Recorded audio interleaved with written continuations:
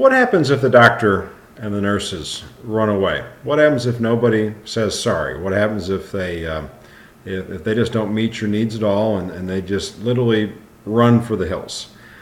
You know, at Sorry Works, we've taught thousands of doctors and nurses not to do that. We've taught them how to say sorry and how to empathize. And there's to be frank, there's lots of other organizations and companies around the country and around the world that do the very same type of training, helping doctors and nurses understand how to remain engaged with patients and families and how to do right by you as well as do right by themselves. But unfortunately, there are still doctors and nurses who will run away, who will hide. They'll be ashamed, they'll be embarrassed, they may not know what to say, and not only will they not say sorry, they'll just abandon you.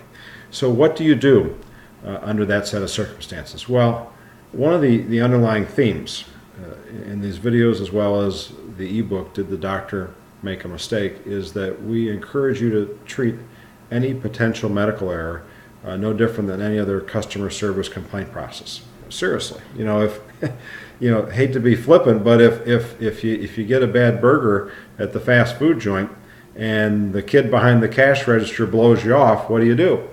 You ask for the manager. Well, nothing different than this situation. If something goes wrong, it's a potential medical error, and you go back to the doctor and you get blown off, or you can't find the doctor, they won't return your phone calls, then you escalate the situation. If you're in a hospital setting, you may be going up into administration, and most likely you'll be interfacing somebody known as a risk manager.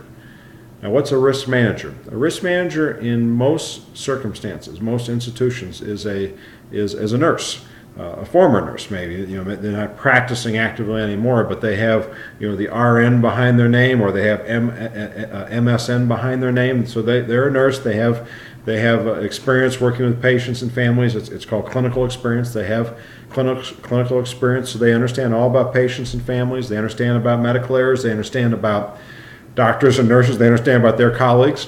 And a lot of times these risk managers are very sympathetic, are very supportive of the whole notion of disclosing and empathizing for potential errors and apologizing for errors. Because when they were nurses, a lot of times they were stuck between the doctor who maybe didn't want to talk about something that had gone wrong and the family that couldn't quit talking about it. So they're very sympathetic. So you can seek out this risk manager or someone else in administration, share your story, talk about what you think went wrong, what the doctors and nurses have done and not done for you, where you see the different breakdowns, and see if you can make a friend there, build an ally who may be able to help you and may be able to fill the gap left by the doctors and nurses.